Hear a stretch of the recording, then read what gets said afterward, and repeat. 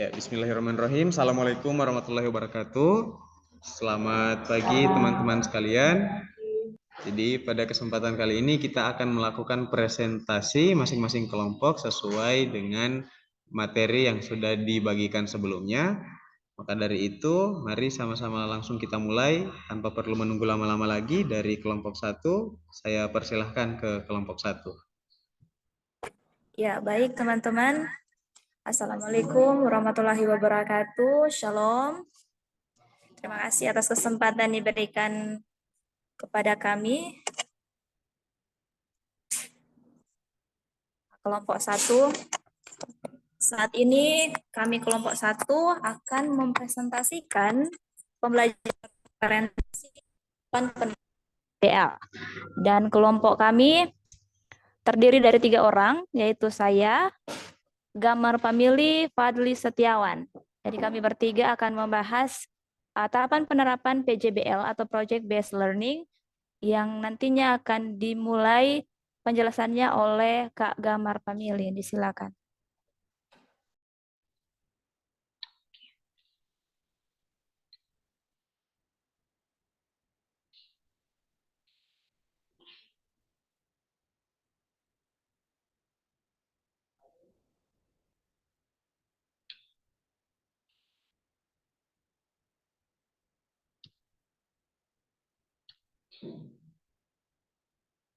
Baik, terima kasih atas kesempatannya. Kami dari kelompok 1 akan membahas mengenai PJBL atau Project Based Learning. Nah, pertama kita harus mengetahui terlebih dahulu definisi dari PJBL itu sendiri. Nah, Project Based Learning ini adalah strategi pengajaran yang memberikan kesempatan kepada peserta didik untuk mengelola kegiatan belajar di kelas dengan membuat suatu proyek.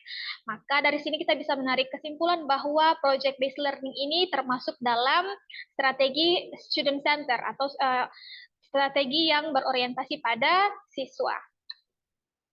Nah, ada 5 strategi pengajaran. Nah, di sini saya akan membahas pertama tentang pengajaran langsung. Nah, apa itu pengajaran langsung? Pengajaran langsung itu strategi pembelajaran yang berpusat kepada guru atau teacher oriented. Nah, di sini kami mengambil contoh dari sebuah RPP. Nah, misalnya pertama, guru menjelaskan tentang materi yang akan diajarkan terlebih dahulu atau memberikan penguatan konsep serta memancing pemahaman siswa sebelum mengerjakan proyek tersebut. Nah, ini ada pada bagian pendahuluan dari RPP. Nah, kemudian yang kedua, guru juga membimbing dan mengarahkan apabila peserta didik memiliki pertanyaan perihal materi dan proyek yang sedang dilakukan. Nah, ini langkah ini terdapat pada bagian inti dari RPP.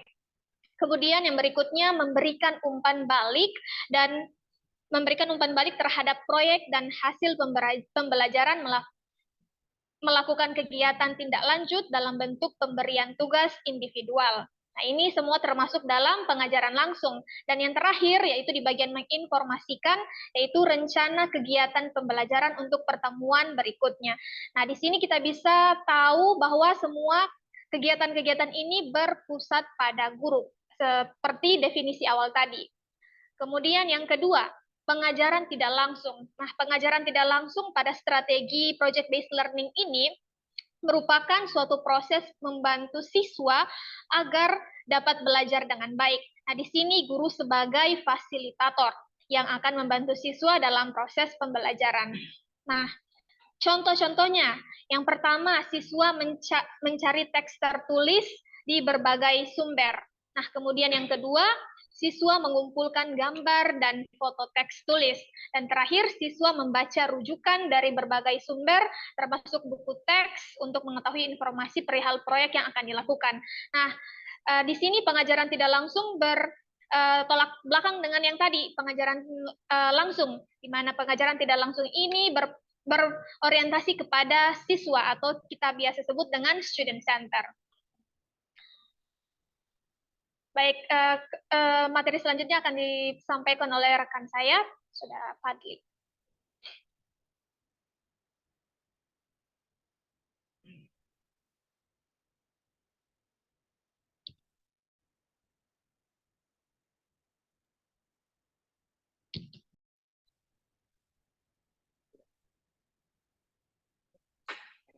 Baik, dengar suara.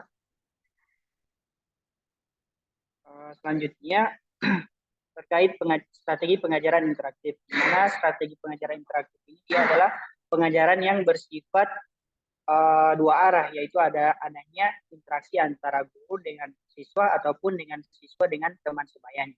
Jadi contoh-contoh dari pengajaran interaktif ini yang pertama yaitu siswa berdiskusi membahas mengenai proyek yang akan dilakukan. Kemudian siswa juga dapat berkolaborasi dalam menyusun sebuah proyek. Yang ketiga adalah siswa membicarakan permasalahan yang dialami.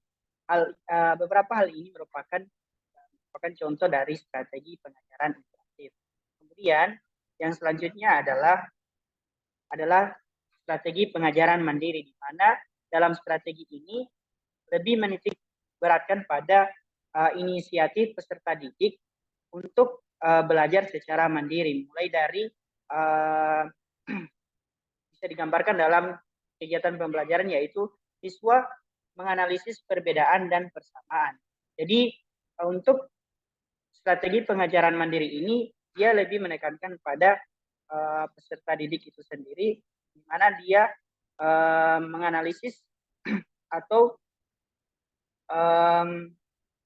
siswa membuat lebih banyak teks tulis. Jadi dalam strategi pengajaran mandiri ini dia bisa berupa kegiatan-kegiatan atau langkah-langkah pembelajaran seperti yang sudah saya sampaikan sebelumnya. Jadi dia bisa berupa menganalisis ataupun siswa dapat membuat lebih banyak sebuah proyek. Kemudian yang terakhir adalah strategi pengajaran melalui pengalaman. Ini tata cara yang dilakukan oleh guru dan peserta untuk mencapai tujuan pembelajaran melalui kegiatan membingkai pengalaman, mengaktifkan pengalaman dan refleksi pada pengalaman. Jadi strategi pengajaran ini dia lebih menitikberatkan kepada penelusuran pengalaman antara peserta didik ataupun teman sebayanya. Misalnya guru bersama siswa melakukan observasi secara langsung perihal data yang telah ditemukan atau pengalaman-pengalaman yang pernah terjadi pada siswa. Jadi dari strategi ini dia berfokus kepada pengalaman secara langsung oleh peserta didik, kemudian dituangkan ke dalam proses pembelajaran itu sendiri. Jadi mungkin hanya itu yang bisa saya sampaikan terkait strategi pengajaran. Selanjutnya akan dilanjutkan oleh rekan saya, Saudari Rani. Ya baik teman-teman, itulah 5 strategi dalam pengajaran yang pada dasarnya kami mengambil contohnya ini berdasarkan RPP yang telah kami temukan. Jadi contoh-contohnya ini kami ambil dari RPP yang telah kami temukan. Dan selanjutnya dalam pembelajaran PJBL ini sintaknya ada 6. Yang pertama yaitu pertanyaan esensial. Jadi dalam pertanyaan esensial ini memberi masalah berupa pertanyaan yang harus diselesaikan dengan membuat produk. Jadi ketika guru mau memberikan suatu materi yang harus dilakukan oleh peserta didik dalam hal ini yaitu sebuah proyek, guru di sini akan memberikan sebuah pertanyaan atau sebuah arahan bagaimana peserta didik itu harus menyelesaikan sebuah produk. Misalkan guru menayangkan sebuah video, misalkan dalam mata pelajaran biologi, biasanya model ini diterapkan dalam pembelajaran mata pelajaran MIPA. Misalkan dalam biologi, guru memberikan suatu video, misalkan sebuah kasus penerapan pemanfaatan sampah, misalkan ada video yang ditampilkan, kemudian pemanfaatan sampah itu dalam hal apa. Nah, dalam hal ini guru akan memancing pemikiran peserta didik. Kira-kira dalam video yang telah diperlihatkan, kira-kira peserta didik mau melakukan proyek apa. Kemudian yang kedua, mendesain rencana proyek. Siswa dalam hal ini berkelompok atau tim menentukan job desk, alat dan bahan, merancang prosedur dan lain-lain. Jadi dia menentukan misalkan dalam kelompok ini siapa yang bagian bagian yang akan menyusun alat-alatnya ini siapa yang menyusun bahan-bahan ini, siapa yang bagian mencari, siapa yang bagian merancang, seperti itu. Kemudian yang ketiga yaitu menyusun jadwal. Nah, ketika desain dari proyek tersebut sudah dapat diaplikasikan, sudah direncanakan dengan baik, maka yang selanjutnya harus dilakukan yaitu menyusun jadwal. Jadi tim dalam hal ini per kelompok itu harus menyusun timeline atau kegiatan yang lengkap nantinya yang harus dilakukan. Misalkan hari ini atau waktu sekian kita harus melakukan apa? Apakah kita harus menyediakan alat dan bahan itu pada hari keberapa misalkan, atau proses merancangnya itu kapan? Kemudian yang keempat yaitu monitoring. Dalam monitoring ini, guru harus menjadi seorang yang bisa menganalisis, oh sampai di mana kira-kira pekerjaan dari tiap kelompok ini. Mungkin bisa saja guru di situ akan memberikan saran atau masukan, seperti itu. Kemudian yang kelima, menguji hasil. Setelah peserta didik sudah mengeksekusi proyeknya sesuai dengan rencana, maka harus dilihat hasilnya. Apakah hasilnya ini berhasil atau sesuai dengan yang diinginkan atau dengan tujuan pembelajaran atau tidak. Yang terakhir yaitu evaluasi pengalaman. Nah, tim bersama guru, mengevaluasi kelebihan dan kekurangannya. Kira-kira yang di proyek yang telah disusun oleh per tim atau per kelompok ini, kira-kira berhasil. Kalau berhasil, kira-kira kelebihannya apa? Kalaupun berhasil tapi masih ada beberapa kekurangan, maka apa yang harus dilakukan seharusnya? Mengapa kekurangan ini terjadi? Dan dievaluasi ke depannya harus seperti apa? Seperti itu. Jadi Bapak Ibu, itulah hasil presentasi kami. Sekian dan terima kasih. Apabila ada pertanyaan, dipersilakan.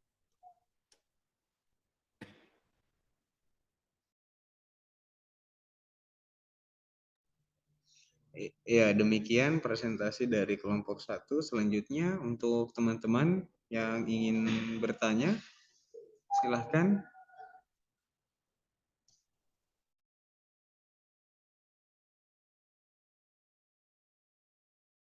Saya.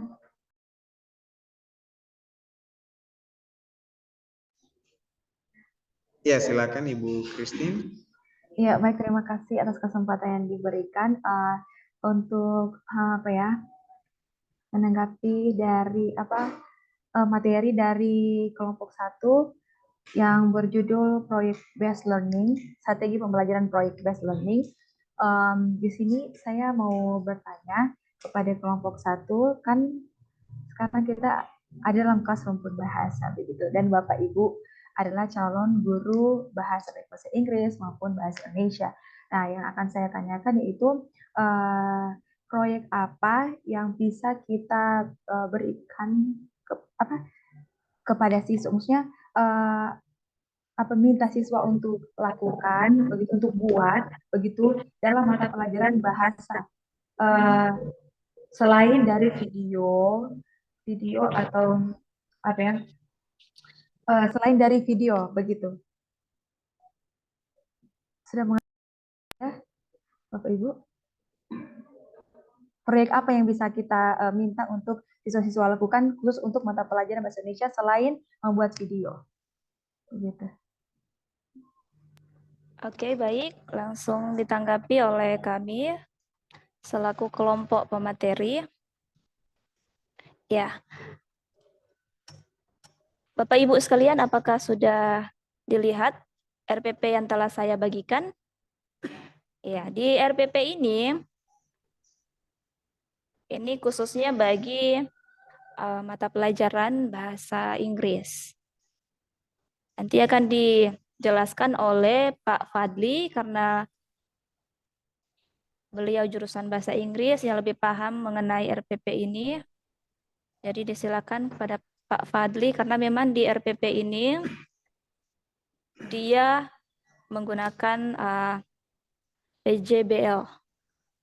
Dipersilakan. Ya, terima kasih atas kesempatan yang kita lakukan. Dari pertanyaan dari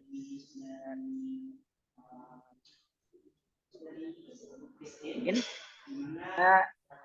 dan apakah ada proyek yang bisa diberikan kepada siswa selain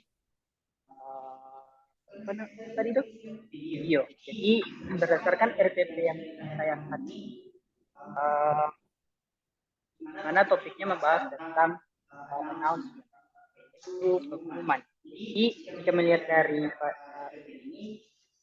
proyek yang bisa diberikan kepada siswa, yakni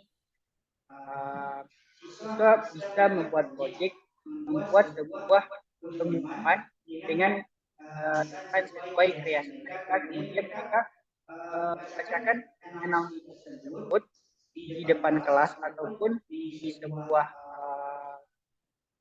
panggung. Jadi dari tugas ini mereka dilihat bagaimana cara mereka menyampaikan sebuah informasi lewat announcement tersebut. Jadi itu adalah sebuah proyek yang mungkin bisa disampaikan melalui materi ini. Jadi karena materinya sesuai RPP ya ini. Jadi mungkin proyek yang bisa diberikan adalah siswa diminta untuk membuat announcement sedemikian rupa dan melaporkan atau menyampaikan penyampaian announcement itu secara baik sesuai dengan tujuan pembelajaran yang dicapai. Ini ada tambahan dari. Ya, baik Ibu Christine. Ya, jadi RPP yang ditampilkan ini adalah RPP Bahasa Inggris yang telah dijelaskan oleh Pak Fadli tadi bahwa di setiap pembelajaran baik itu bahasa atau MIPA memang bisa diterapkan PJBL ini. Ini bisa dilihat di RPP yang telah kami bagikan dan itu dimuat dalam langkah-langkah pembelajaran mulai dari kegiatan pendahuluan, kemudian ada mengamati, menanya. Jadi di bagian mengamati situ siswa mencari teks tulis berbentuk pemberitahuan termasuk menggunakan bahasa Indonesia.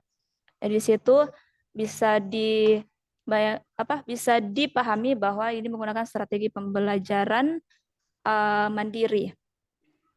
Kemudian siswa mengumpulkan gambar dan foto teks tulis berbentuk pemberitahuan dari berbagai sumber termasuk internet. Kemudian di bagian menanya dengan bimbingan dan arahan guru. Di sini bisa dipahami dengan bimbingan dan arahan guru, berarti di situ ada guru yang berperan, berarti ini pembelajaran secara langsung. Kemudian proyeknya di mana? Proyeknya itu ada di bagian inti, di mana peserta didik mencari teks tulis terlebih dahulu, kemudian mereka akan masuk di kolaborasi atau kolaboratif, siswa meniru contoh-contoh yang ada untuk membuat teks tulis berbentuk video. Ya, di sini ada juga langkah-langkah pembelajaran yang bisa dilihat. Ini menyangkut dalam PJBL. Ada bagian mengkomunikasikan, siswa membuat lebih banyak teks tulis berbentuk pemberitahuan. Kemudian siswa berupaya berbicara secara lancar dengan ucapan, tekanan kata, intonasi yang benar, dan menulis dengan ejaan dan tanda baca yang benar. Seperti itu. Jadi pembelajaran tidak langsung juga di sini ada ketika peserta didik itu harus mencari, selain dalam mandiri, ini juga pembelajaran tidak langsung karena bisa saja mereka mencari teks tulis berbentuk pemberitahuan itu dalam internet atau sumbernya dari mana saja. Entah itu dari koran atau berita dan lain sebagainya. Seperti itu Ibu Christine.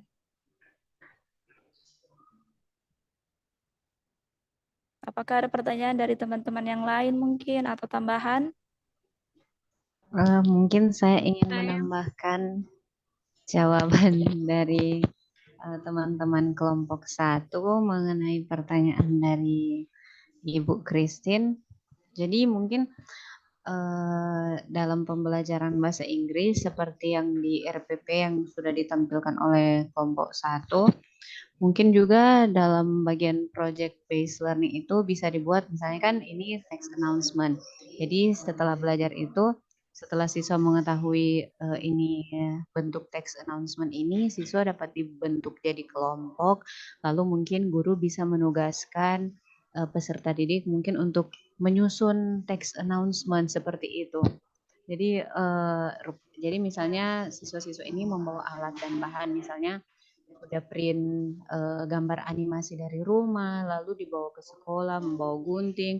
Jadi dibuat sekreatif mungkin sesuai dengan kreativitas siswa, dan itu bisa mungkin ditempel di ruangan kelas atau di depan kelas, di dinding di sekolah dan sebagainya. Mungkin hanya itu tambahan dari saya. Terima kasih. Ya, baik, terima kasih. Itu tambahan yang sesuai dengan RPP yang telah kami sajikan. Memang di dalam RPP ini sudah tertulis jelas langkah-langkah atau pembelajaran seperti apa yang akan dilakukan oleh peserta didik. Bagi pembelajaran bahasa Indonesia juga sama, banyak teks yang bisa menggunakan model ini, model PJBL. Misalkan membuat laporan hasil observasi juga bisa menggunakan model ini. Seperti itu, teman-teman. Baik, apabila sudah tidak ada pertanyaan dari teman-teman yang lain, kami tutup dari kelompok kami. Mohon maaf apabila ada kesalahan penyampaian, informasi yang kurang jelas, atau gambaran dari RPP atau materi kami yang tidak terlalu jelas di layar Anda. Kami mohon maaf dan Assalamualaikum warahmatullahi wabarakatuh. Shalom. Waalaikumsalam warahmatullahi wabarakatuh. Ya, baik. Terima kasih atas presentasi dan sesi diskusinya dari teman-teman kelompok 1. Selanjutnya, mari kita pindah ke kelompok 2. Saya berikan kepada kelompok 2, silahkan.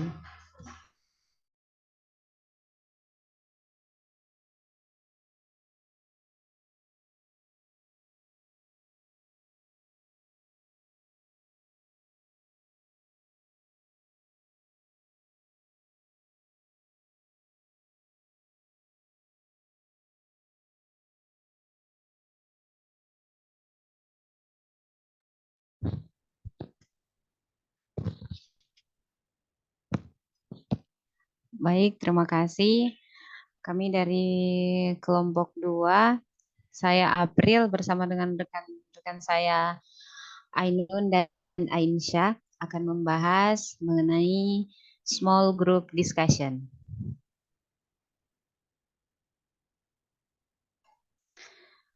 Nah, small group discussion ini adalah proses pembelajaran dengan melakukan diskusi kelompok kecil. Tujuannya agar peserta didik dapat memiliki keterampilan untuk memecahkan masalah terkait materi pokok yang diberikan. Nah, dengan aktivitas small group discussion ini, peserta didik akan belajar menjadi pendengar yang baik dan bahkan bisa memberikan dan menerima umpan balik dari teman-teman di kelompoknya dan mungkin teman-teman di luar kelompoknya. Nah, selanjutnya ada beberapa hal yang harus diperhatikan dalam menggunakan metode diskusi kelompok kecil. Yang pertama ada persiapan perencanaan diskusi, pelaksanaan diskusi, dan tindak lanjut diskusi. Nah, dalam persiapan perencanaan diskusi, kita sebagai guru harus menentukan tujuan yang jelas dari pembentukan kelompok kecil ini. Jadi misalnya ketika kita membagi kelompok itu, kita sudah tahu tugas apa yang akan kita bagikan di setiap kelompok. Nah, selanjutnya peserta diskusi ini harus memenuhi persyaratan tertentu dan jumlahnya disesuaikan dengan sifat diskusi itu sendiri. Jadi misalnya dalam satu kelompok itu 5 orang, sekiranya dalam satu materi itu bisa kita bagi materi ini untuk dikerjakan 5 orang ini. Jadi jangan mungkin topiknya hanya kecil dan dibagi untuk 5 orang sehingga mungkin peserta didik yang lain tidak memiliki tugas kerja dalam kelompoknya itu sendiri. Nah, selanjutnya waktu dan tempat ini harus sesuai. Jadi misalnya sudah disesuaikan dalam 2 jam pelajaran itu, diskusi untuk kelompok ini mungkin berapa menit dan sebagainya agar tidak keteteran dan tidak menghabiskan waktu hanya untuk diskusi saja. Selanjutnya pelaksanaan diskusi. Nah, dalam pelaksanaan diskusi kelompok dapat ditunjuk dalam kelompok itu yang menjadi ketua dan sekretaris. Nah, fungsi dari ketua dan sekretaris ini ya untuk mengarahkan teman-teman dalam kelompoknya itu untuk bekerja sesuai dengan tugas yang diberikan. Selanjutnya, membagi tugas dalam kelompok itu. Selanjutnya, merangsang seluruh peserta didik untuk berpartisipasi serta mencatat ide-ide dan saran-saran yang penting. Nah, seperti yang sudah dikatakan tadi, ketika tugasnya diberikan dalam porsi yang sama, dalam kelompok ini semua bisa aktif untuk bekerja. Tidak ada yang tidak bekerja atau biasa kita sebut makan tulang. Dan yang terakhir, tindak lanjut diskusi. Nah, dalam tindak lanjut diskusi yang harus dilakukan kelompok yaitu untuk membuat laporan atau kesimpulan dari hasil diskusi yang telah mereka buat, dan untuk sebagai penilaian terhadap pelaksanaan diskusi yang telah dibuat oleh guru di materi tersebut. Nah, selanjutnya akan dilanjutkan oleh rekan-rekan saya.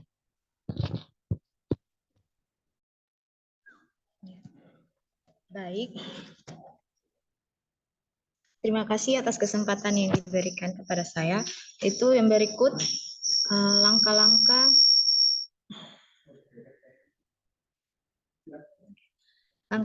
dalam penggunaan metode small group discussion. Di sini ada 5 langkah-langkah yang harus kita perhatikan. Itu yang pertama, menentukan kelompok diskusi dengan anggota 5 peserta didik dalam setiap kelompok dengan merujuk ketua dan sekretaris. Jadi, guru menentukan kelompok diskusi ini dengan anggota 5 peserta didik. Selanjutnya, guru mengemukakan masalah yang akan didiskusikan dan memberikan pengarahan seperlunya mengenai cara-cara apa yang akan dilakukan dalam diskusi. Kemudian, guru memberikan pokok masalah yang akan didiskusikan. Yang berikut, mengemukakan masalah yang akan didiskusikan.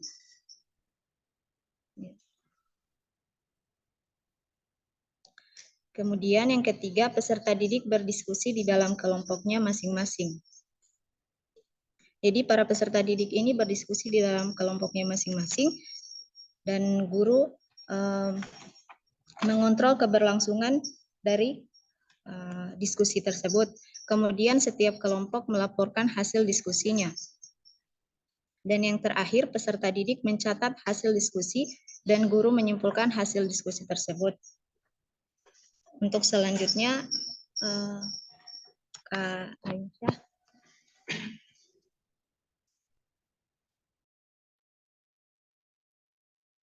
Ya, terima kasih. Kita berbicara tentang model pembelajaran dalam mata kuliah pembelajaran berdiferensiasi. Dalam model pembelajaran saat ini, kami membahas yaitu tentang model small group discussion. Ya, model small group discussion itu memperhatikan beberapa hal. Yang pertama yaitu dikaitkan dengan strategi-strategi seperti yang Ibu pernah katakan bahwa model pembelajaran itu berbeda-beda, tapi strategi pengajaran itu sama. Dan strategi pengajaran itu harus dikaitkan dengan model pembelajaran. Oke, yang pertama yaitu strategi pengajaran langsung atau yang kita kenal dengan direct instruction. Itu guru memberikan arahan kepada kelompok sebagai fasilitator dalam pembelajaran. Ya, seperti yang kita ketahui saat ini kita sedang menjalani model pembelajaran small group discussion, di mana kita telah diberikan arahan oleh guru kita atau dosen kita untuk melakukan pembelajaran small group discussion yang kita lakukan hari ini. Kemudian yang kedua yaitu tentang strategi pengajaran tak langsung atau indirect instruction. Guru memberikan pengajaran kepada kelompok tersebut untuk mengeksplor lebih mengenai materi di luar kelas. Jadi, indirect instruction itu instruksi yang diberikan kepada peserta didik untuk mencari lebih materi atau mendapatkan materi itu bukan hanya di dalam kelas, tetapi juga di luar kelas. kemudian secara tidak langsung. Kemudian yang ketiga yaitu strategi pengajaran interaktif. Nah, di dalam grup sudah terarah jelas mengenai komunikasi, yang dimana interaktif learning akan dilakukan. Dimana di dalam small group discussion itu sudah ada interaksi antara guru dengan siswa, kemudian siswa dengan siswa, kemudian siswa dengan media pembelajaran lainnya seperti buku ataupun alat-alat pembelajaran lainnya. Kemudian yang keempat, strategi pengajaran mandiri atau self-learning. Di sini guru memberikan kesempatan kepada kelompok untuk kerjasama. Dalam kelompok akan dibagi tugas, seperti yang kita lihat dalam penugasan yang diberikan guru, bahwa dalam tugas kelompok, anggota mempunyai tugas masing-masing yang mandiri. Jadi di situ juga, di mana di dalam kelompok itu, walaupun kerja kelompok, tetapi masing-masing kelompok itu mempunyai tugas sendiri-sendiri yang telah ditetapkan.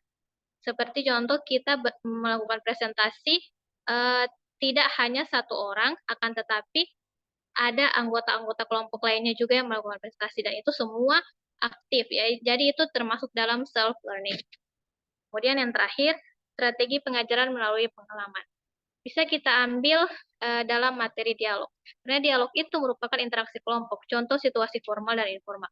Ya, di mana strategi pengajaran melalui pengalaman ini, di mana peserta didik itu diberikan pertanyaan ataupun diobservasi apakah materi hari ini sudah pernah didapatkan sebelumnya di luar sana atau tidak.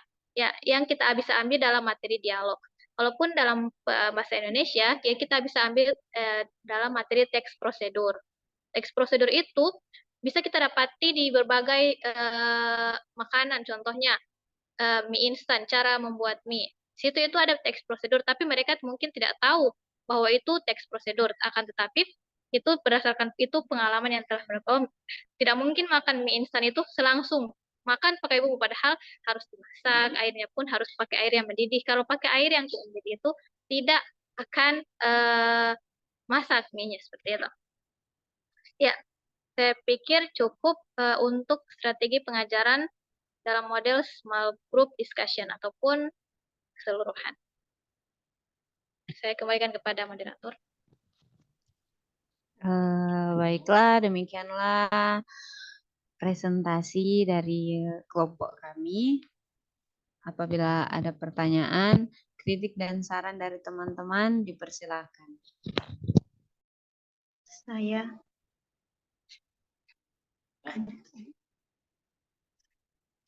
baik, Assalamualaikum warahmatullahi wabarakatuh. Untuk small group discussion, ketika guru membagikan kelompok di kelas dan memberikan materi-materi setiap kelompok untuk dibahas. Dan itu biasanya ada batas waktu untuk penyelesaian pembahasan materi sebelum melakukan presentasi. Namun ketika batas waktu itu selesai, tetapi ada beberapa kelompok yang belum menyelesaikan pembahasan materi sehingga mereka belum siap untuk melakukan presentasi. Nah, bagaimana guru menghadapi masalah tersebut? Terima kasih.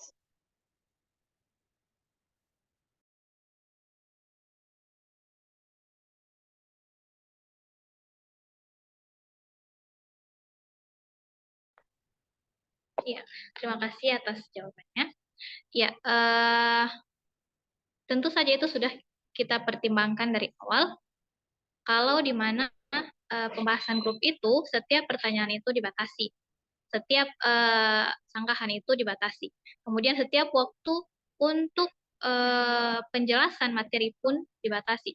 Akan tetapi jika kejadian tersebut terjadi, maka bagaimana cara guru untuk mengalokasikan waktunya itu dilihat dari kebutuhan peserta didik. Contohnya, jika mereka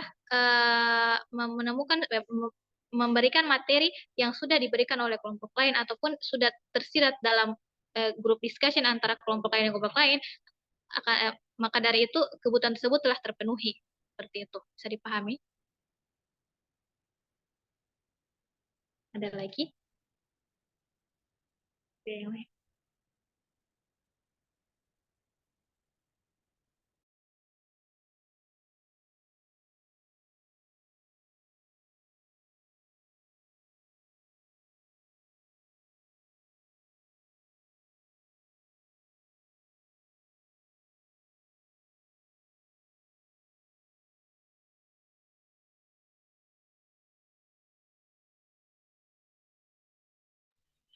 Baik, terima kasih atas kesempatannya. Saya ingin bertanya mengenai proses pembentukan dari grup diskusi ini. Nah, tadi dipaparkan ada guru membagikan telah menunjuk ketua dan sekretaris. Nah, apakah ada kriteria dalam penunjukan anggota-anggota kelompok tersebut yang ketua dan sekretaris? Seperti itu.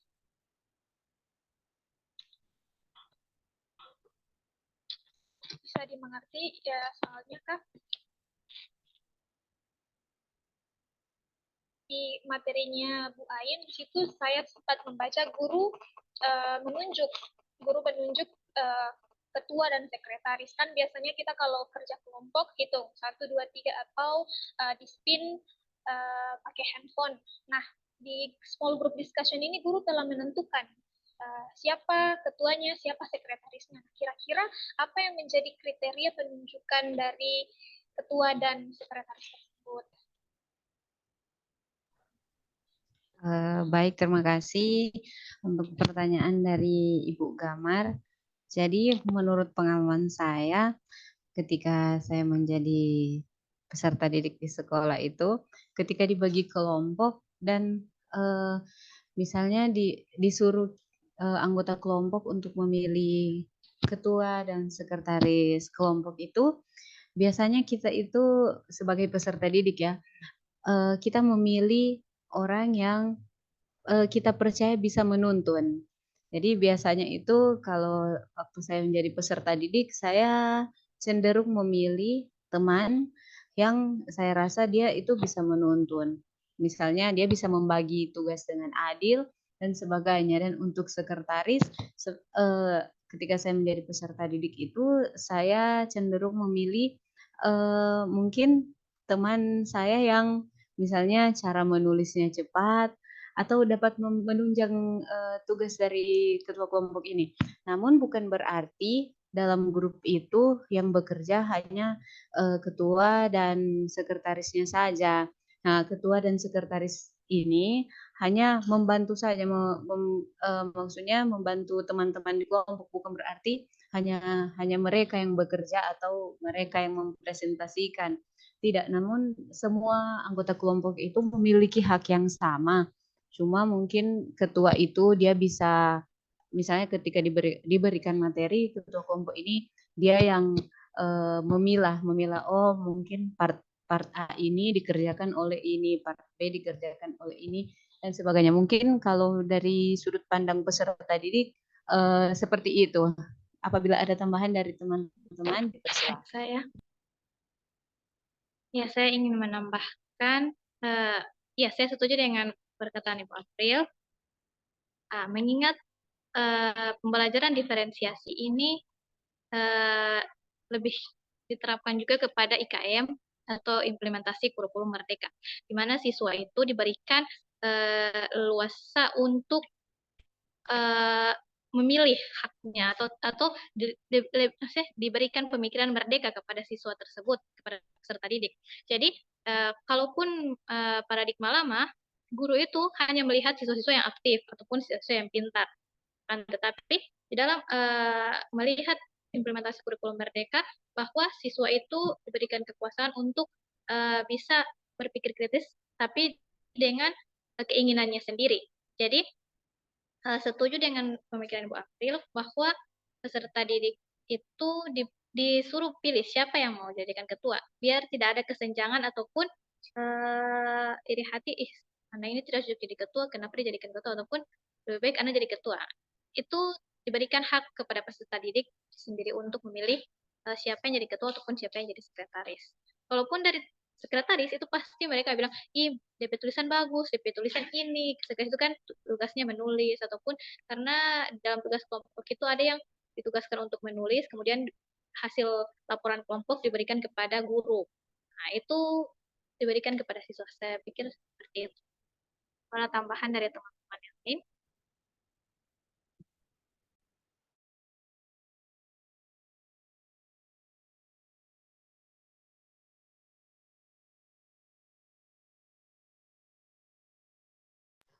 Baik, demikianlah hasil diskusi kelompok 2 small group discussion. Kurang lebihnya kami mohon maaf dan diucapkan terima kasih. Ya, demikian diskusi dari kelompok 2. Selanjutnya mari kita dengarkan diskusi dari kelompok 3. Pada teman-teman kelompok 3 dipersilahkan. Baiklah, terima kasih atas kesempatan yang diberikan. Assalamualaikum warahmatullahi wabarakatuh. Selamat pagi semua. Kami dari kelompok 3 akan mempresentasikan hasil diskusi kami. Namun sebelum itu, saya Christine dan juga rekan saya Riksa dalam grup ini. Saya akan share screen.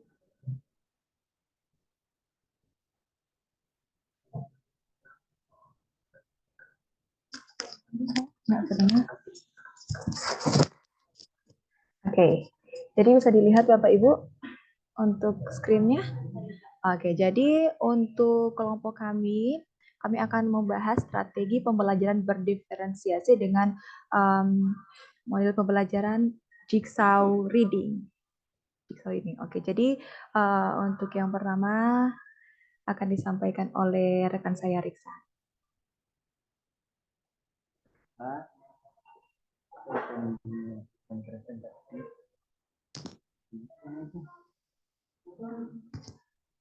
Baiklah, kita melanjutkan presentasi dari rekan saya yaitu Pak Christine.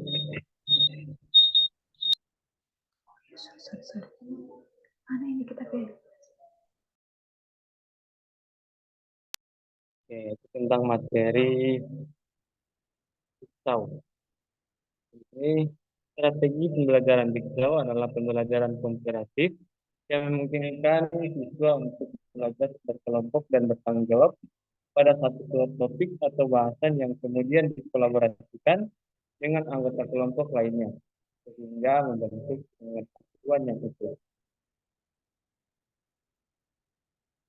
Lanjut, adapun langkah-langkah pembelajaran strategi digital, yaitu guru membagi para peserta didik ke dalam beberapa kelompok kecil, lalu guru akan memberikan subtopik materi yang harus dibaca dan dipelajari peserta didik di masing-masing kelompok.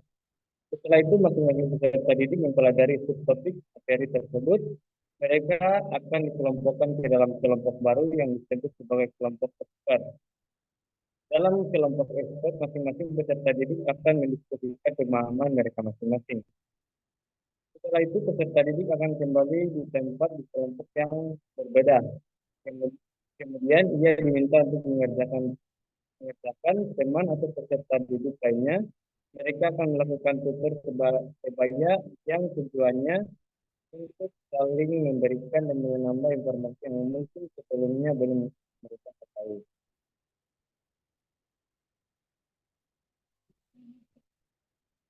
Nah, kelebihan pembelajaran jigsaw. Nah, pertama, meringankan tugas guru dalam mengajar karena sudah ada kelompok ahli yang bertugas menjelaskan materi kepada teman-teman dalam kelompoknya. Yang kedua, pemerataan penguasaan materi oleh siswa dapat dicapai dalam waktu yang lebih singkat dan siswa dapat menguasai pelajaran yang disampaikan dengan lebih baik. Dan yang ketiga, dapat melatih siswa untuk lebih aktif dalam berbicara dan berpendapat. Yang keempat, memberikan kesempatan kepada siswa untuk bekerja sama dengan siswa lain. Yang kelima, setiap siswa memiliki kesempatan menjadi ahli dalam kelompoknya. Dan yang terakhir, yang keenam, siswa saling ketergantungan positif satu sama lain selama proses pelajaran.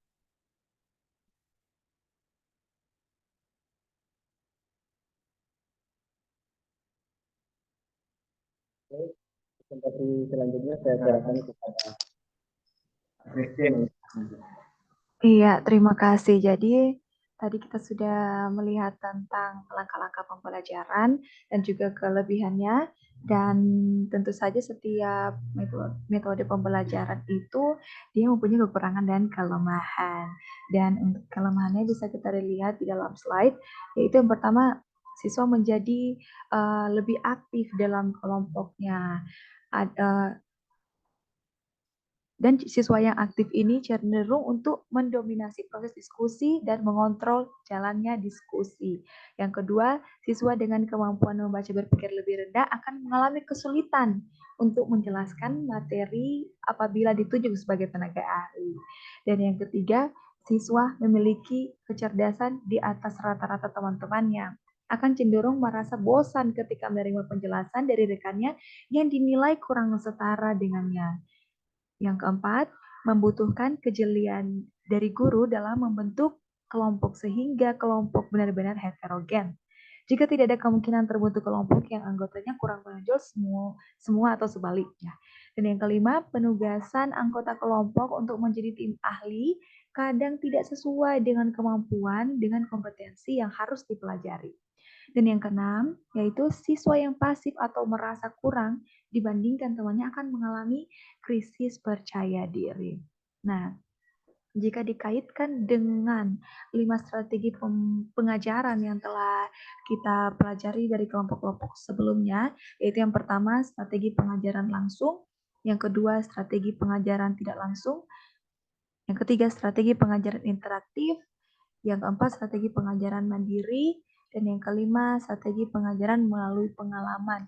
Bisa dilihat bahwa metode pembelajaran untuk Jigsaw ini dia termasuk juga ke dalam 5 strategi ini, di mana kalau dilihat dari strategi pengajaran langsung itu di sini ada guru yang memberikan sebelum memberikan topik kepada peserta didik, sebelum menyuruh mereka untuk berdiskusi tentang subtopik tersebut, guru terlebih dahulu memberikan penjelasan mengenai penjelasan secara umum mengenai materi dari subtopik tersebut. Kemudian nanti akan dikembangkan oleh siswa-siswa di dalam kelompok mereka dengan menanyakan seperti contoh kalau text recount itu generic structure-nya. Tunggu sebentar Bapak Ibu, saya akan share. Oke, jadi untuk generic structure recount text itu ada orientation. Saya akan jelaskan ada orientation, series of events dan reorientation. Jadi sebelum membagikan kepada kelompok-kelompok ini, guru terlebih dahulu menjelaskan secara umum apa itu orientation, apa itu series of events, dan apa itu reorientation. Kemudian untuk strategi pengajaran tidak langsung indirect instruction ini, nah siswa-siswa ini kan ada berada di dalam kelompok. Dari kelompok ini mereka bisa mengeksplorasi pengetahuan mereka dengan memahami lebih detail lagi tentang subtopik ini. Kalau dari contoh text recount itu mereka bisa baca part per part, kemudian bisa mencari tahu lebih lagi mana yang termasuk di dalam orientation dan lain-lain. Kemudian yang ketiga strategi pengajaran interaktif, yaitu di sini siswa-siswa berinteraksi dengan teman-temannya di dalam grup, bukan saja hanya di dalam grup mereka, tapi berinteraksi juga dengan guru dalam kelas, di mana ketika mereka mungkin memerlukan arahan-arahan atau ada mungkin sesuatu hal tentang materi yang berhubungan dengan materi yang belum mereka ketahui, mereka bisa tanyakan juga kepada teacher atau kepada guru mereka. Jadi interaksi bukan hanya sebatas sesama peserta didik, tapi ada juga interaksi antara guru dan peserta didik. Jadi kelas itu menerapkan strategi pengajaran interaktif. Dan kemudian pengajaran secara mandiri, karena berdasarkan metode Jigsaw ini, mereka akan dikelompokkan ke dalam satu grup yang membahas satu subtopik terlebih dahulu. Dan masih kedengaran? Ya. Dan satu topik terlebih dahulu, kemudian setelah itu mereka akan dipisahkan kepada kelompok yang berbeda untuk menjelaskan masing-masing penjelasan atau pemahaman mereka terhadap subtopik mereka.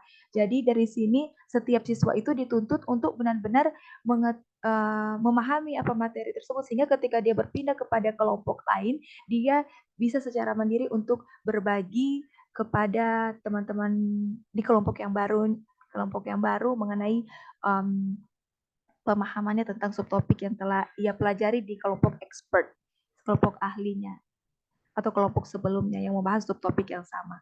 Dan yang kelima, strategi pengajaran melalui pengalaman. Dalam hal ini, peserta didik dilibatkan langsung bagaimana untuk berbagi hasil diskusi mereka. Begitu apa yang mereka pelajari bisa mereka bagikan kepada teman-teman yang di kelompok yang lain sehingga ada pengalaman mereka tentang bagaimana bertukar pikiran begitu dan melatih juga peserta didik ini untuk bisa melihat bisa belajar sebuah materi itu dalam waktu yang singkat yang seharusnya memerlukan waktu yang banyak untuk mempelajari 3 subtopik, tetapi karena ada pembagian kelompok-kelompok yang membahas subtopik ini, mereka bisa memiliki pengalaman bagaimana mengatur waktu dengan baik dan juga untuk berbagi materi dengan teman-teman yang lain. Nah, kalau dilihat secara keseluruhan, metode Jigsaw ini dia lebih ke penerapan lebih besar ya karena memang semuanya itu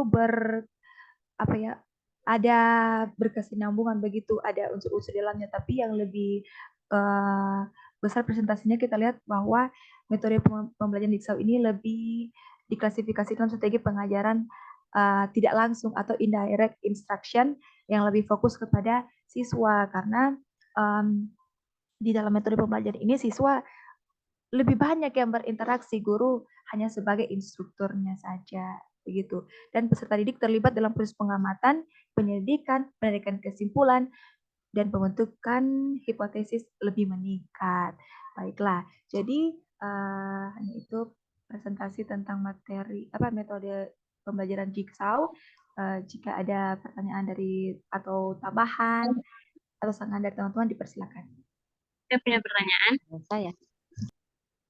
Saya punya pertanyaan. Ya, mengenai kelemahan,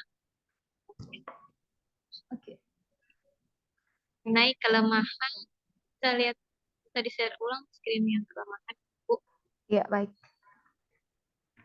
Oke, sebentar ya. Kelemahan. Ya.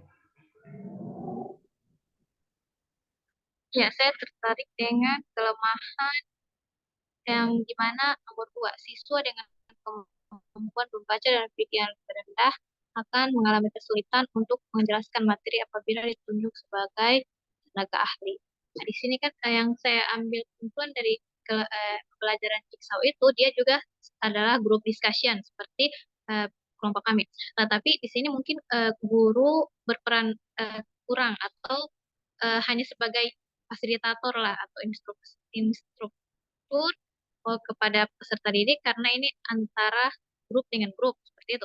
Kemudian bagaimana Anda bisa memberikan solusi dengan siswa yang memiliki kemampuan lebih rendah ketika ditunjuk sebagai sebagai tenaga ahli ataupun sebagai pembicara. Kemudian kalau dikaitkan dengan pembelajaran gaya belajar siswa, ya Jigsaw reading ini lebih pada auditori visual, sedangkan dengan kinestetik itu seperti itu. Jadi, apakah tenaga ahli ini ataupun seperti itu? Maksudnya bagaimana tanggapan Anda? Nah, ini kan akan diterapkan dalam implementasi kurikulum merdeka. Itu karena dalam metode ini sangat menarik.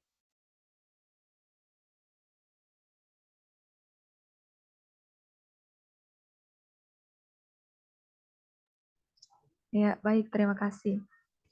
Jadi saya akan menjawab pertanyaan bagaimana solusi yang akan kami berikan untuk kelemahan di bagian 2, yaitu siswa dengan kemampuan membaca dan berpikir yang lebih rendah akan mengalami kesulitan untuk menjelaskan materi apabila ditunjuk sebagai tenaga ahli.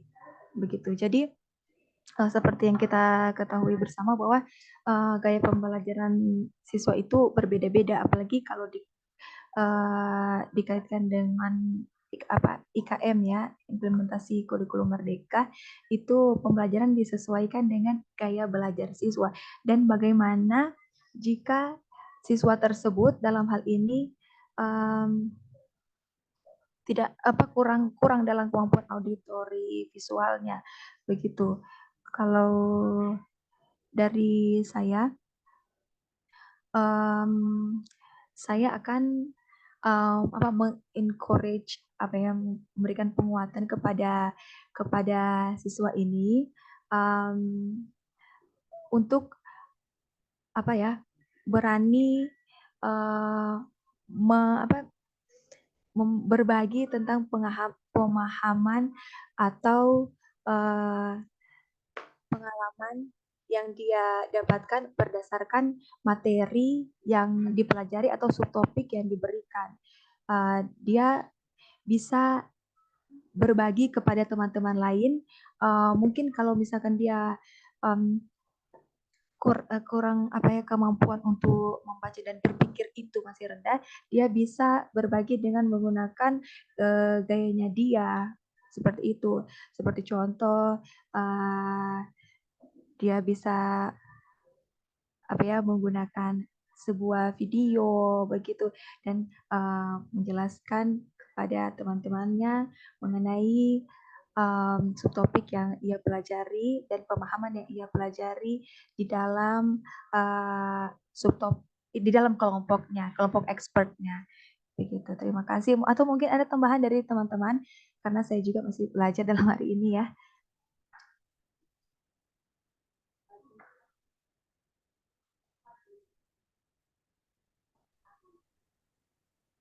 Iya, kita kan kedepannya akan menghadapi siswa dari sekolah-sekolah yang berbeda. Saya itu penasaran penguatan seperti apa ketika materi jigsaw reading ini diterapkan di dalam kelas, karena jigsaw reading itu lebih fokuskan kepada membaca, menganalisis, memahami, berpikir kritis. Nah, kan ada anak yang memang tidak suka auditori ataupun visual, lebih suka kepada kinestetik. Apakah ada solusi lain selain penguatan metode apa dari teman-teman sekalian? Karena saya pun kita pun pasti akan memilih metode apa yang akan kita gunakan dalam praktek pengalaman lapangan nanti, walaupun PPL 1 ataupun PPL 2 ketika kita menghadapi siswa yang seperti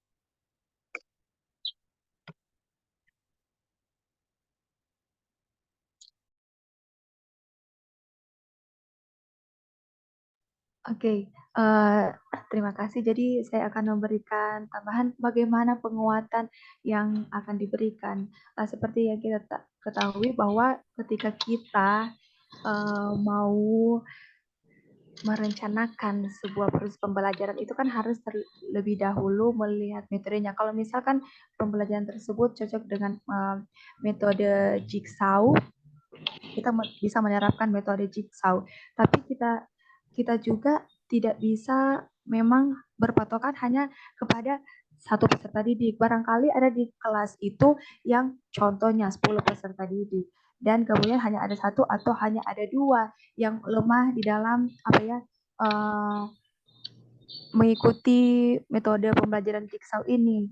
Begitu. Jadi kita juga harus menyesuaikan dengan yang 8 orang itu. Tidak mungkin hanya ketika melihat 2 orang yang kurang ini dan kita tidak jadi menerapkan materi pembelajaran jigsaw dengan mempertimbangkan bahwa nanti 2 orang ini akan ketinggalan. Bagaimana dengan 8 orang yang bisa bagus begitu di dalam metode pembelajaran ini? Karena saya saya juga berpikir sebagai guru,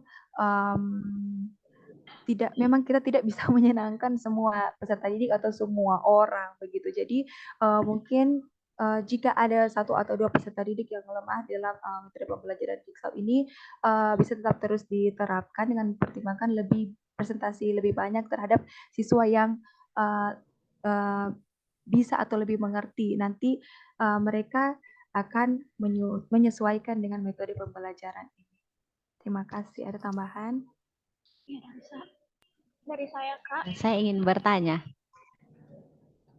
Ya, silakan. Tambah. Oke, baik, saya ingin mencoba untuk menambahkan jawaban dari Kak Christine tadi. Mungkin saran yang bisa dilakukan adalah untuk siswa-siswa yang memiliki kesulitan dalam menjelaskan materi. Jadi guru mungkin bisa memberikan kisi-kisi tentang materi yang akan menjadi topik saat melakukan pembelajaran Jigsaw. Jadi siswa-siswa yang harus ada persiapan terlebih dahulu itu mereka bisa mencari materi terlebih dahulu di rumah. Jadi mereka macam saya seseorang yang penuh persiapan. Kalau misalnya langsung ditembak dengan pas materi di langsung menjelaskan materi di kelas itu agak sulit. Jadi bisa disiasati dengan memberikan kisi-kisi tentang topik apa yang akan dipelajari saat melakukan pembelajaran Jigsaw begitu. Jadi siswa-siswa yang mengalami kesulitan dalam menjelaskan itu mereka setidaknya sudah tahu mengenai apa yang akan mereka jelaskan nanti, apalagi kalau mereka menjadi tenaga ahli. Seperti itu, Kak.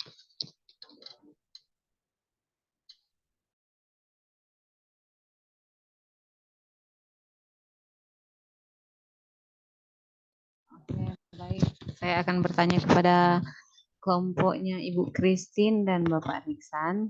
Jadi pemahaman saya mengenai pembelajaran Jigsaw ini berarti tutor sebaya, peer teaching ya.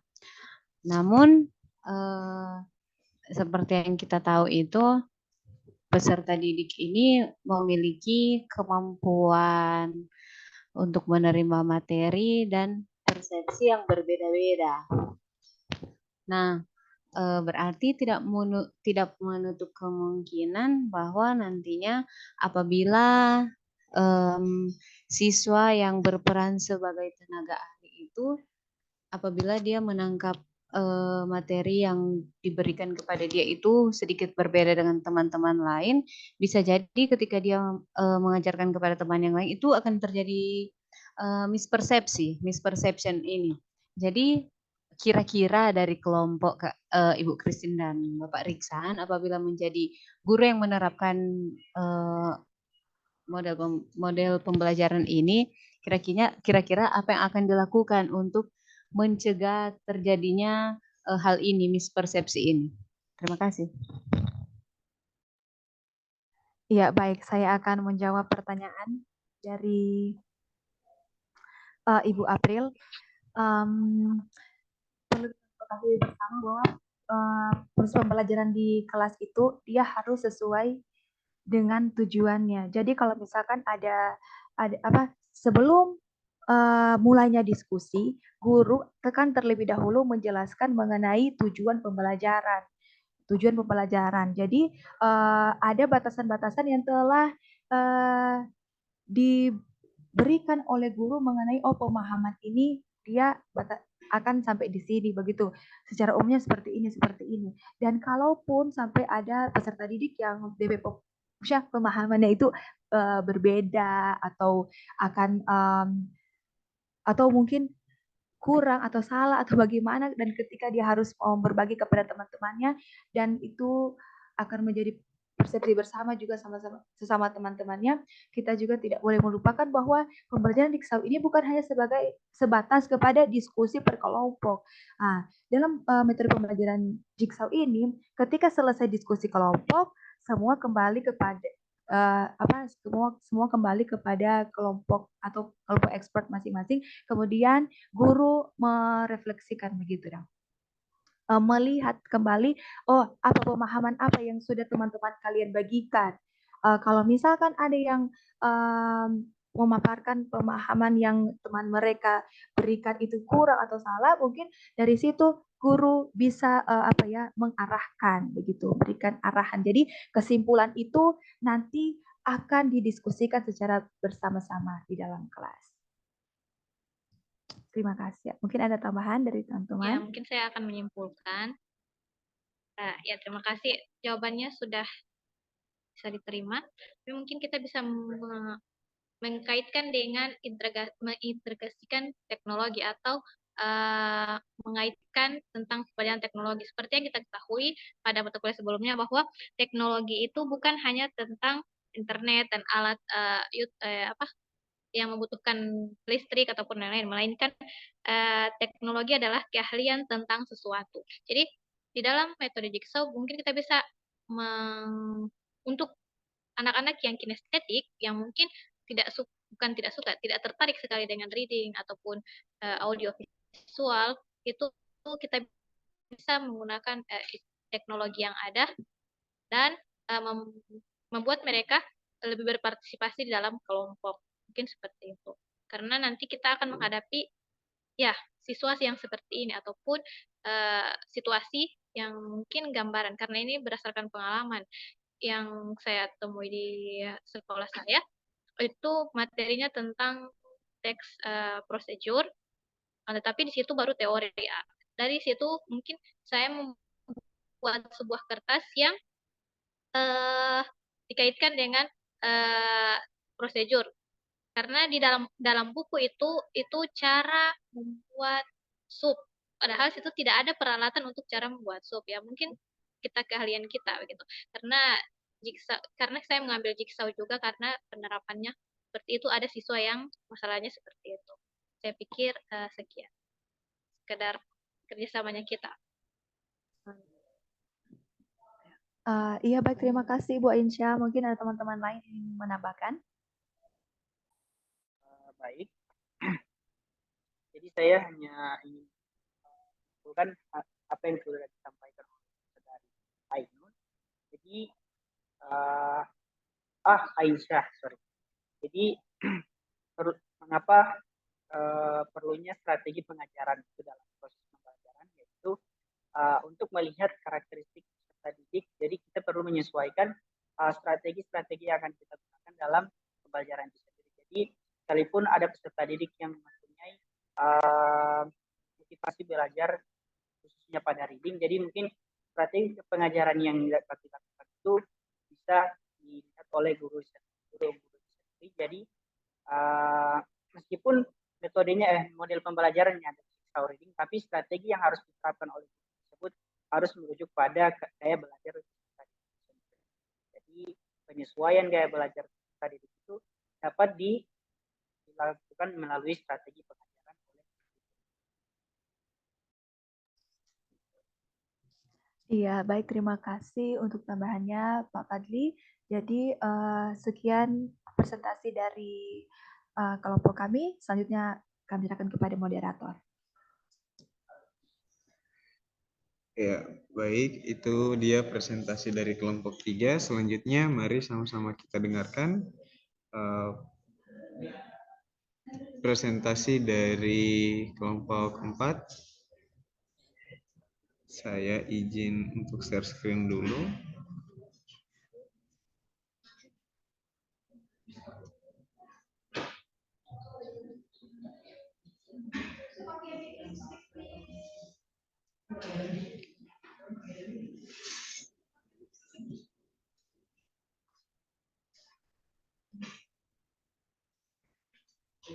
Lihat. Oke, jadi saya kembalikan kepada rekan saya, Ibu Taya, untuk melakukan presentasi. Untuk waktu saya persilahkan. Assalamualaikum warahmatullahi wabarakatuh. Waalaikumsalam. Terima kasih atas kesempatan yang diberikan. Saya dan rekan saya Pak Firman akan mempresentasikan mengenai strategi problem based instruction. Next, Pak. Next. Next. Oh, loading. Ayo, maaf.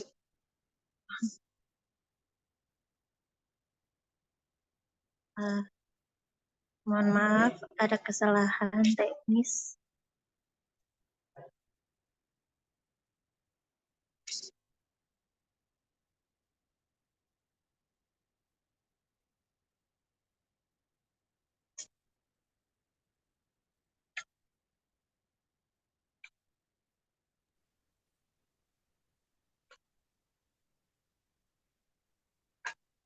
Ya, kita lanjut. Apa itu PBI? Problem Based Instruction adalah model pembelajaran yang berlandaskan paham konstruktivistik yang mengakomodasi keterlibatan siswa dalam belajar pemecahan masalah yang otentik.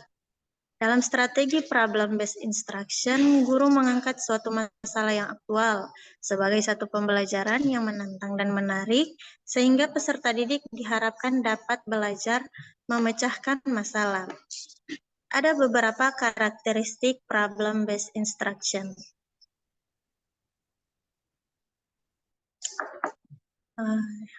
Yang pertama adalah pengajuan pertanyaan atau masalah. Pembelajaran yang berdasarkan masalah mengorganisasikan pengajaran seputar dalam pertanyaan dan pemahaman masalah yang akan dipecahkan oleh peserta didik. Yang kedua, berfokus pada keterkaitan antar disiplin. Jadi masalah yang akan dipecahkan benar-benar dipilih masalah yang sesuai dan ada keterkaitannya dengan mata pelajaran saat itu. Yang ketiga, penyelidikan autentik. Dalam problem-based instruction, peserta didik harus melakukan pemecahan masalah yang berdasarkan fakta atau yang dapat dipercaya. Yang keempat, menghasilkan produk dan memamerkannya. Problem-based instruction menuntut peserta didik untuk menghasilkan produk yang menjelaskan bentuk penyelesaian masalah yang mereka temukan. Yang kelima, kolaborasi atau kerjasama. Dalam problem-based instruction melibatkan adanya kolaborasi oleh sesama peserta didik dalam melaksanakan pemecahan masalah tersebut. Yang selanjutnya, langkah-langkah problem-based interaction. Yang pertama, menjelaskan tujuan pembelajaran pada peserta didik. Langkah kedua, memotivasi peserta didik terlibat dalam aktivitas pemecahan masalah dan mengajukan masalah yang akan dibahas. Yang ketiga, membagikan kelompok peserta didik. Keempat, peserta didik memecahkan masalah. Kelima, peserta didik mengembangkan dan menyajikan hasil pemecahan masalah. Dan yang keenam, guru membantu peserta didik untuk melakukan refleksi terhadap pemecahan masalah yang mereka telah lakukan. Selanjutnya, kelebihan dan kekurangan problem-based instruction akan dijelaskan oleh rekan saya, Firman Yantu. Dipersilakan.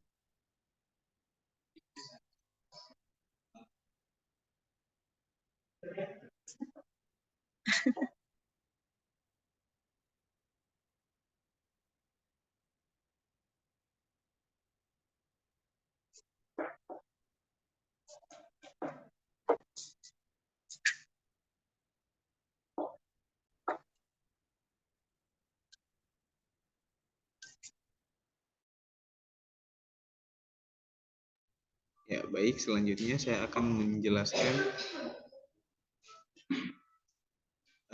tentang kelebihan dan kekurangan PBL untuk project based learning-nya.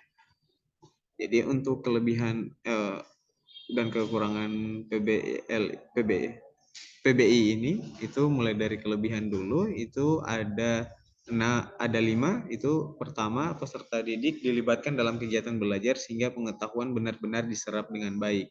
Maksudnya di sini kita pada proses pembelajaran kita sepenuhnya menggunakan peserta didik sebagai objek utama dan kita sebagai fasilitator. Kemudian selanjutnya dilatih untuk mandiri dan bekerja sama dengan peserta didik yang lain. Nanti di situ untuk problem based instruction ini dia melatih peserta didik untuk bekerja sama dengan peserta didik lain, dan yang selanjutnya berperan aktif dalam menuntun keterampilan berpikir peserta didik yang lebih tinggi dalam pembelajaran.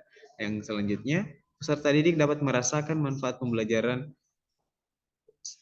mohon maaf, di sini ada kesalahan penulisan. Sebab masalah yang diselesaikan merupakan masalah sehari-hari. Dan yang terakhir, dapat mengembangkan cara berpikir logis serta berlatih mengemukakan pendapat.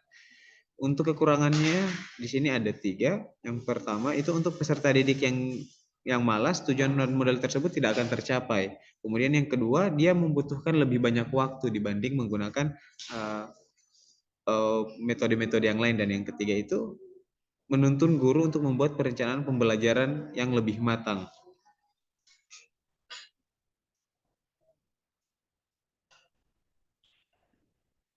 Mungkin ini saja untuk pembahasan kita untuk PB Project Based Instruction ini. Silakan teman-teman, jika ada yang ingin ditanyakan, silakan.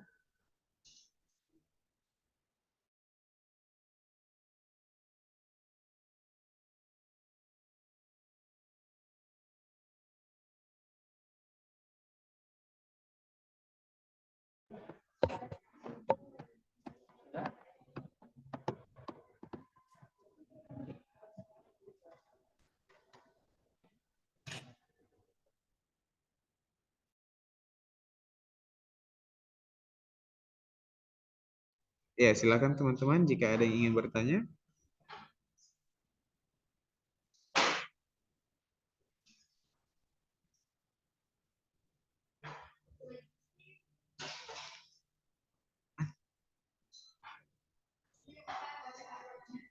Saya punya pertanyaan. Silakan Ibu Rani.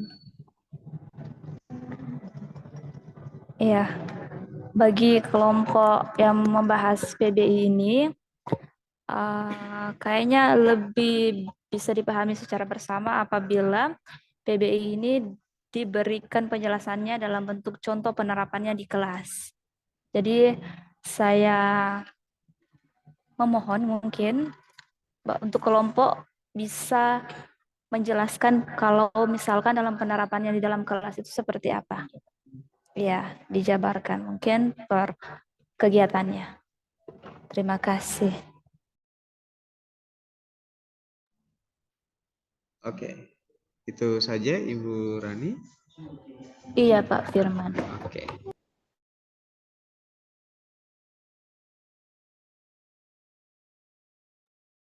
Baik. Ya, silakan.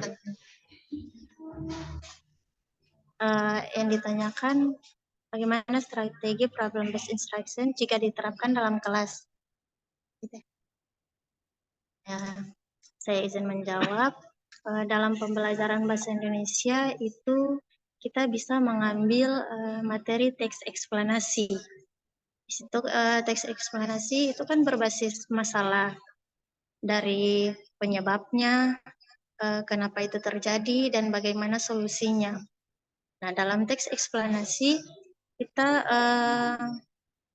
menggunakan teks ini kepada peserta didik dalam memecahkan masalah dengan memberikan pertanyaan berdasarkan bagaimana masalah itu terjadi, mengapa masalah itu terjadi, dan bagaimana solusi yang harus peserta didik terapkan dalam masalah tersebut. Jadi untuk pembelajaran bahasa Indonesia kita bisa terapkan strategi ini dalam penyelesaian struktur teks eksplanasi. Mungkin seperti itu. Apabila ada tambahan dari rekan saya, dipersilahkan. Ya, jadi untuk tambahan dari saya, mungkin untuk langkah-langkah PBI ini, bagaimana penerapannya di dalam kelas itu, mungkin ini sedikit ada perbedaan antara PBI dan PBL, Problem Based Learning sama Project Based Instruction. Jadi sama-sama dia menggunakan masalah sebagai sumber utama, tetapi kalau untuk PBI ini dia terfokus pada langkah-langkah yang sudah dipersiapkan guru. Jadi peserta didik ini tinggal melakukan. Kalau PBL dia, Project Based Learning itu, dia guru hanya menyiapkan masalah saja. Penyelesaiannya itu ada di peserta didik. Nah, sedangkan di PBI ini, yang Based Instruction ini, dia selain menyiapkan masalah, pendidik juga harus mempersiapkan langkah-langkah apa yang harus dilakukan oleh peserta didik, sehingga untuk di PBI ini dia jatuhnya lebih ke tingkat kematangan dalam persiapan proses pembelajarannya pendidik, sehingga peserta didik itu tinggal memang dia berfokus pada peserta didik, tetapi untuk outputnya itu dia lebih terarah dan lebih lebih terstruktur dibanding dengan PBL. Mungkin itu tambahan dari saya.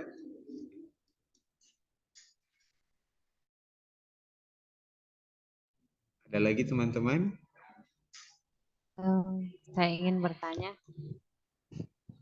Silakan, Ibu. Saya ingin bertanya kepada teman-teman kelompok Pak Firman dan Kak Taya. Tadi kelompok mengatakan bahwa pembelajaran yang menggunakan PBI ini apabila digunakan di kelas dan siswa yang malas itu kemungkinan apabila menggunakan metode ini tidak berhasil. Nah, apabila Bapak dan Ibu ini sebentar menjadi guru dan menerapkan metode ini, kita tahu bersama kan peserta didik itu memiliki berbeda-beda ya. Jadi mungkin ada yang malas, ada yang rajin. Nah, apabila menemukan siswa yang malas ini, apa yang akan Bapak Ibu lakukan sebagai tindak lanjut? Kan tadi Bapak Ibu bilang mungkin tidak berhasil ya kalau menggunakan metode ini. Mungkin hanya itu. Terima kasih. Ya, baik. Terima kasih atas pertanyaannya. Saya langsung saja menjawab untuk masalah ini. Jadi di dalam proses pembelajaran itu tentu sudah dijelaskan bahwa di poin-poin tadi di kelebihan, khusus untuk kelebihan dan kekurangan untuk PBI itu tidak bisa memaksimalkan potensi yang dimiliki oleh siswa yang kurang rajin, yang maksud dalam tanda kutip dia memiliki tingkat kerajinan di bawah dari rata-rata. Nah, di sini kalau kami sebagai guru, insya Allah nanti untuk penerapan PBI ini adalah penerapan yang akan kami terapkan berdampingan dengan metode-metode lainnya. Jadi kemungkinan besar ketika kita menggunakan satu metode itu dia tidak tidak maksimal, maka kemungkinan besar kami akan menggunakan 2 atau 3 metode seandainya kami menggunakan PBI ini. Tetapi sebisa mungkin kalau memang untuk PBI dalam proses pembelajaran itu dirasa kurang maksimal dengan kondisi yang ada di dalam lingkungan pendidikan, alangkah baiknya kita menggunakan metode yang lain saja. Tetapi untuk PBI ini sebenarnya kompleksitasnya sudah cukup, tetapi itu di balik kelebihan pasti ada kekurangan. Dan itu salah satu kekurangannya, tidak bisa memaksimalkan apa yang untuk peserta didik yang kurang aktif, yang istilahnya itu yang malasnya itu lebih tinggi daripada rajinnya. Mungkin seperti itu, atau ada tambahan dari teman saya?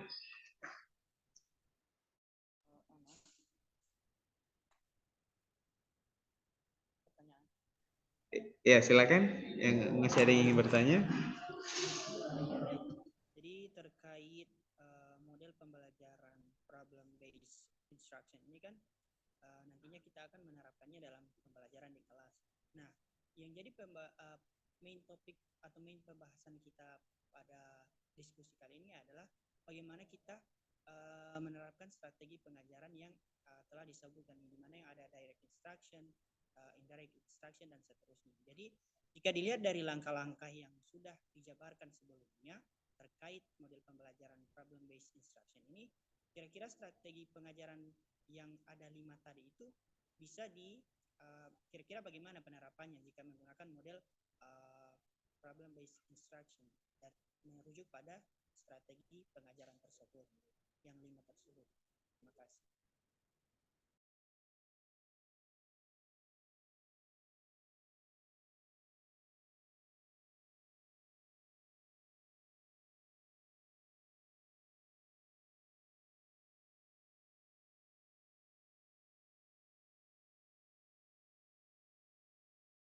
Ya, baik. Terima kasih atas pertanyaannya. Langsung saja dijawab oleh teman saya. Jadi bagaimana cara kita menerapkan berdasarkan langkah-langkah yang sudah dijelaskan tadi. Ya. Ya. Jadi kita kembali lagi kepada penjelasan tadi. Dalam langkah-langkahnya, pertama, guru itu harus menjelaskan tujuan pembelajaran terlebih dahulu. Jadi kita harus memberitahu kepada peserta didik bahwa hari ini kita akan melaksanakan kalau untuk pemecahan masalah ini pasti diskusi. Nah, untuk tujuannya hari ini kita akan melaksanakan diskusi dengan memecahkan masalah apa. Dibilang masalah apa yang akan dipecahkan. Terus untuk memotivasi peserta didik terlibat dalam aktivitas ini, kita memberikan ya. Mohon maaf, saya jadi yang maksud dari pertanyaan saya itu adalah jadi maksud dari pertanyaan saya itu adalah misalkan kegiatan awalnya itu adalah menjelaskan tujuan pembelajaran tadi. Iya. Langkah kan ini langkah pertama adalah menjelaskan tujuan pembelajaran peserta didik. Jadi dari kegiatan menjelaskan itu dia merujuk pada strategi pengajaran apa ya? Seperti itu yang maksud saya. Misalkan menjelaskan tujuan pembelajaran peserta didik. Nah ini merujuk pada strategi pengajaran, dia termasuk di strategi pengajaran apa? Indirect kah? Interaktif kah? Atau apa? Saya tambahkan? Iya, silakan. Kalau dalam PBI, program based instruction, ya, strategi pengajaran itu lebih kepada interaktif, karena kita ketahui teori konstruktivisme di mana ada stimulus dan respon. Jadi pemecahan masalah itu membutuhkan pemikiran para peserta didik dan bantuan juga daripada guru. Akan tetapi guru itu sebagai instruksi. Jadi situ dikaitkan dengan interactive learning atau interactive instruction, itu pembelajaran yang lebih pada interaktif. Di situ juga bisa dikaitkan dengan self-regulated, di mana siswa juga diarahkan atau distimulus kepada bagaimana cara memecahkan masalah. Seperti itu. Saya pikir seperti itu, Pak. Jadi, ada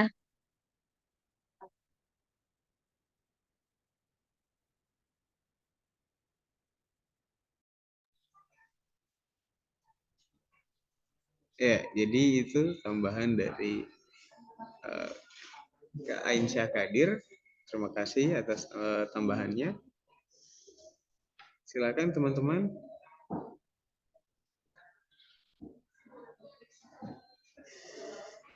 Ada lagi? Jika sudah tidak ada, maka berakhirlah seluruh presentasi kelompok kita pada pagi hari ini, pagi menjelang siang. Terima kasih atas waktunya teman-teman. Saya akhiri. Assalamualaikum warahmatullahi wabarakatuh dan selamat pagi. Waalaikumsalam. Assalamualaikum warahmatullahi wabarakatuh. Ya.